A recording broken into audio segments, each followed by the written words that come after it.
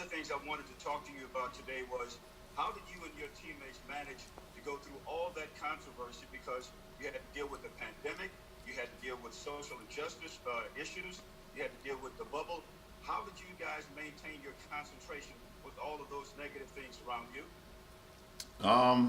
Listen, you try to always turn a negative into a positive, no matter what you're going through. And we understood the sacrifices that we were making. We understood the condition and the landscape that we were going into, along with the bubble and everything that was not only going on the floor, but also off the floor with the social injustice and police brutality and systemic racism and voter suppression. There was a lot of things that was going on off the floor. Some things you can control, some things you can't control, but you just try to keep the main thing the main thing. And while we were playing the game, we was focused on what our job was at hand. And then, after the game when we weren't playing, we was focused on some things that guys were very passionate about. So, was able to kill two birds with one stone in that instance.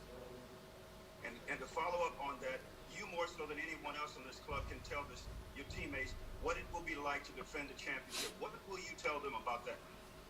I guess the bullseye just becomes even greater, even if that's even possible. One, for me personally, the bullseye has always been on my back or on my front since I entered the league, and then you add in the Laker name on top of that, the Lakers franchise. The bullseye has been on this franchise for a long time as well. So, understanding that everyone's going to come at us, everyone's going to, try to take away from us defending our title. But, for me personally, last year we won the ring, we won a title, and this year is a new challenge. It's everybody's opportunity to go out there and do it. So, as long as we go in with that mindset and be humbled about our process, and and not worry about what we did last year, we need to worry about what we're going to do this year. It will give us the best possible chance to be able to go out and try to win another one. Mike Trudell. Hey, Lebron, I know it couldn't be much earlier for this question, but just your initial impressions on the new guys coming in, how they impact and how they evolve the team from where it was last year on both sides of the floor. Well, it's definitely too early to tell, but we're just so excited to have those guys here. Having Wes, Dennis, obviously Trez and Big Mark. We're extremely excited to have those guys here. And we're just working our habits, working our, what we want to do as a team, both defensively and offensively. And everyone is in tune. Everyone is excited. But it's a process, and it's going to get better and better every single day, every single practice. And, that's what it's all about. But we love what we've brought to this ball club along with the guys that's returned. And then just bigger picture, the significance of both you and AD and the contract extensions and what you think that means for the two of you in the franchise. Well, what it means that we're here and we're committed to this franchise. We're going to give everything that we got to this franchise.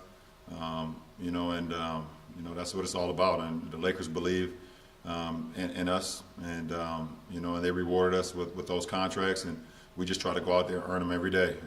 Both on the floor and off the floor, try to make an impact not only at what we do on the floor, but also make an impact off the floor and how we carry ourselves as men as well. So, it's a great partnership. Dave. Hey, LeBron. So this will take you in a pretty rarefied air, this contract, 20 years in the league. Have you thought about what the future could look beyond that in terms of how long you'll want to stick around? No, I haven't. I don't know how long I'm gonna stick around this game. I never take for granted every time I get an opportunity to play another season. I try to prepare my mind and my body and my spirit, for a season and see where it takes me. Like you said, at the end of this contract, I'll be in year 20. The best thing about it is that the year I'll be a free agent will be the same year my oldest son graduates high school. So I'll have some options to see, for me personally, what I want to do forward, to be around my family, being around my son more, or continue to play this game that I love, with great health and great spirit. So we'll see.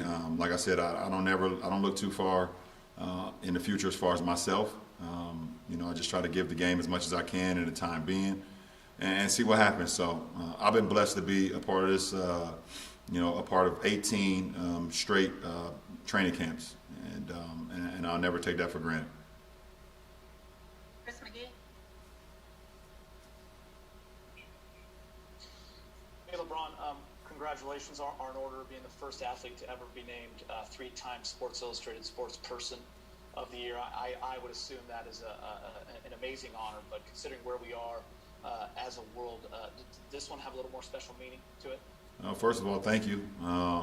It definitely does. And you see the class that I was in, and the group that I was in, the men and women that I was a part of, understanding that, we're more than athletes, and, being able to go out there and not only perform at a high level in what we do as far as our profession, but also being able to change lives and create opportunities and empower people and inspire people off the floor, not only in our communities, but all over the world. So it means a lot, to be a part of that group and, like you said, to be the first ever 3-time winner of this award.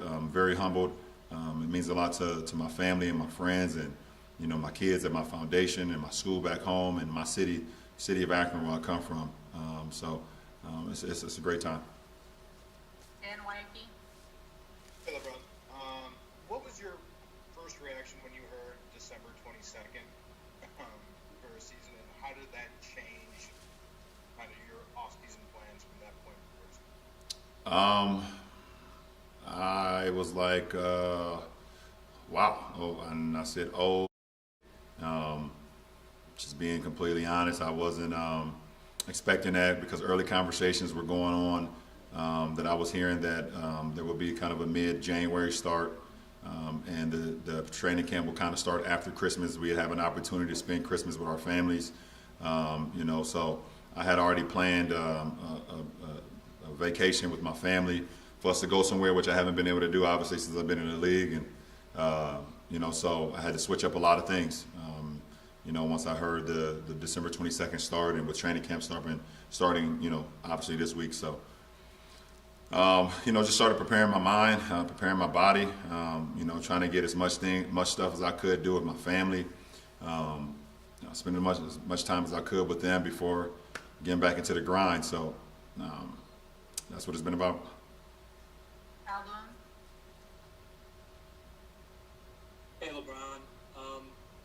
You've now won a championship with every franchise you've ever played for. Rob talked to us about, his hope that one of the jerseys that you retire at the end of your career will be a Lakers jersey.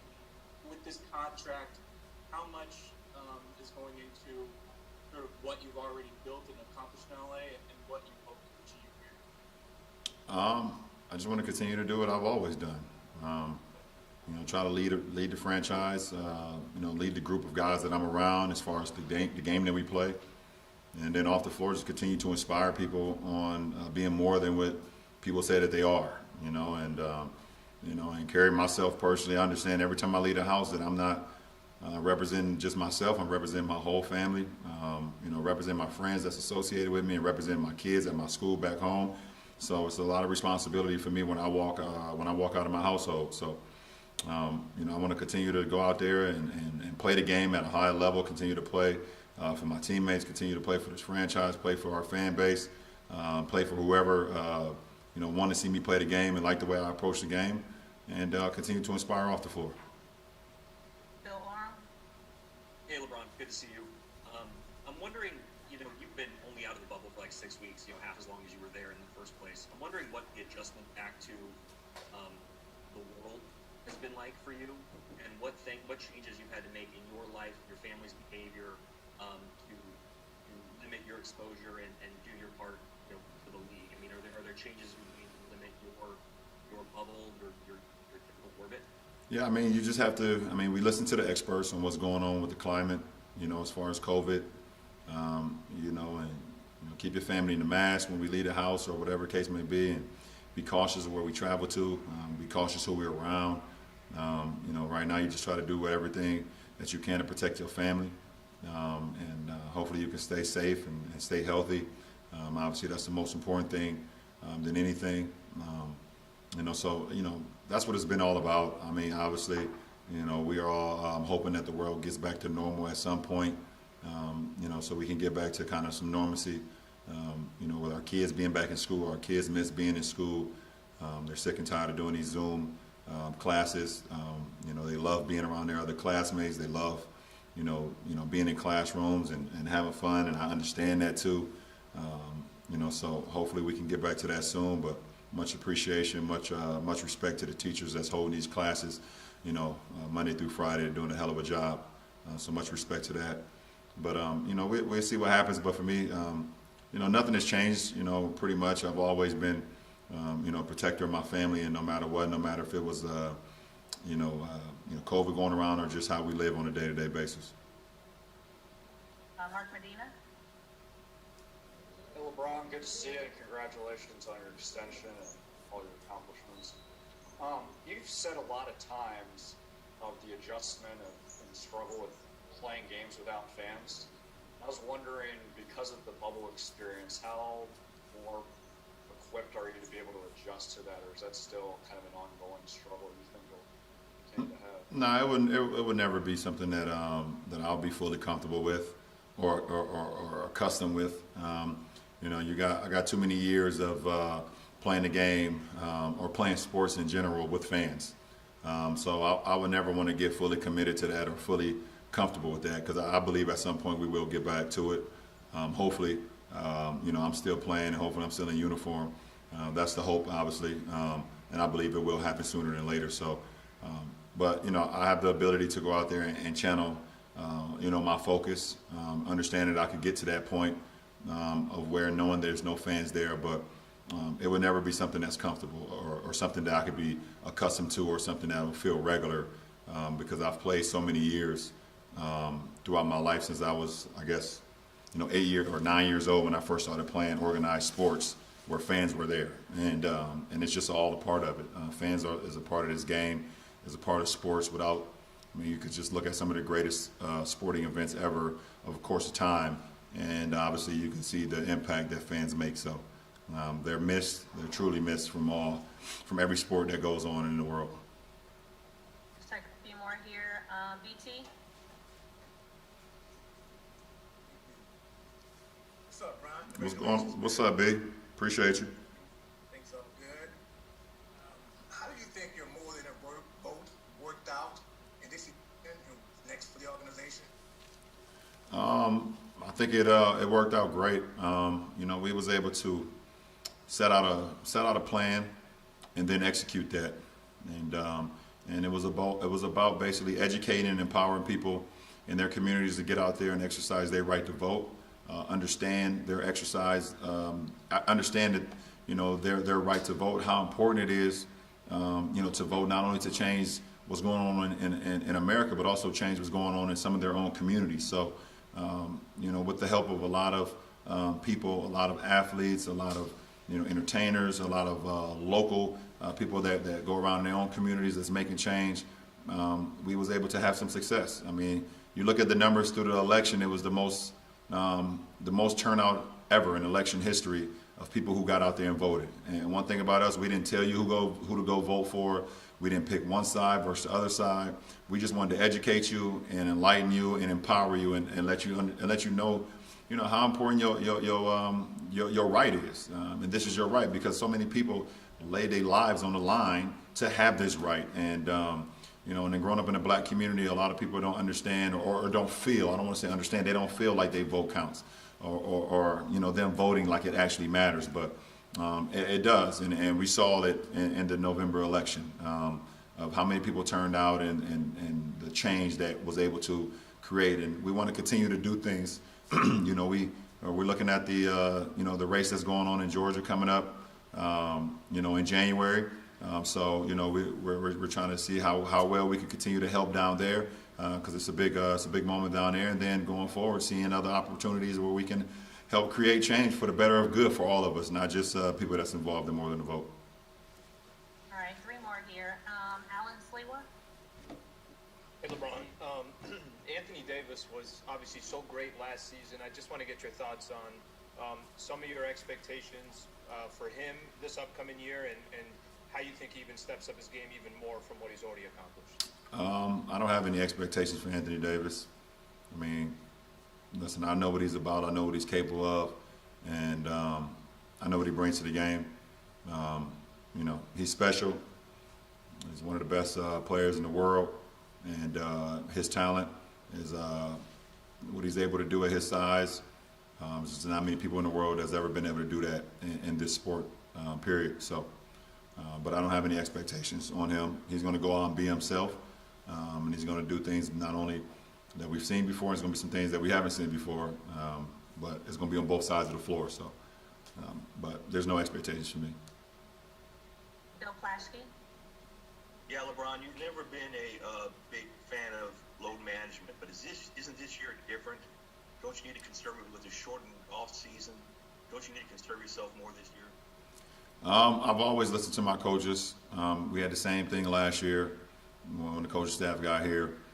You know, we're going to be as smart as we can be on not, making sure that my body and making sure that I'm ready to go. Obviously, every game matters, but we're competing for something that's high. So we don't ever want to shortchange our stuff, and it's for me personally. It's always a fine line with me, but I understand that with the shortened season. I mean, I think it was 71 days that the off season is going to be the shortest off season for any sport ever. Any professional sports ever. So you're going to be very conscientious about what we do going forward, as far as me personally. Last question, Melissa Rowland. Hey, LeBron, you talked about just sort of your reaction when you first found out how short your off season was going to be. Now that you've had some time to let it set in, how are you feeling both physically and mentally right now? Physically, that's going to, right now I'm sore as hell. We day 2 of training camp. So that's been my whole career, pretty much except probably like year 1 and year 2 when I was 18 and 19. Super sore, but nothing, I don't have anything that's stopping me from being on the floor, doing 5-on-5, doing 4-on-4, doing any drills, things of that nature. So good in that sense. And then from mentally, I'm great. I'm healthy. My family's healthy. I'm great mentally. So I'm in a really good place in my life. So I'm solid. Jay, will you just take one more for Chris McGee, please? Yep. Thanks, LeBron. Kind of to piggyback off a question Mike asked earlier about the new pieces. Considering you guys just basically won this championship, it seems like yesterday, mid-October, can new pieces help a title team, and just in terms of practices and the focus early on, especially guys that are thirsty for a title? And I know Mark's won one, but it's been a couple years. Just adding guys that just play the game the right way and that's hungry to be, hungry to want to, win and win at the highest level. You got Trez, who's won a 6 Man of the Year award. You got Dennis, who played, in a bunch of playoff games and, was right there, at winning a 6 Man award. You got Wes, who's been on some teams, who's went deep into the playoffs with Milwaukee or with Dallas and things of that nature.